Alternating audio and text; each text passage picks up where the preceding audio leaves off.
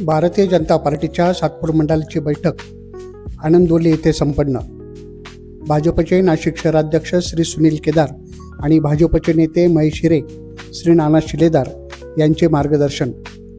प्रभाग क्रमांक 8च्या नगरसेविका सौ उषाताई हिरामठ बेनकुळे यांचे शानदार आयोजन।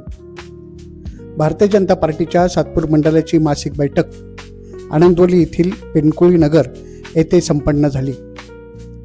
या बैठकीसाठी नगरसेविका सौ उषाताई बेनकुळे यांनी पुढाकार घेतला। भाजप पदाधिकारी आणि कार्यकर्त्यांनी संघटनात्मक बळकटी आणि लोकोपयोगी उपक्रमांचे आयोजन करावे असे आवाहन श्री सुनील केदार आणि श्री महेश हिरे यांनी मार्गदर्शनपर भाषणात केले।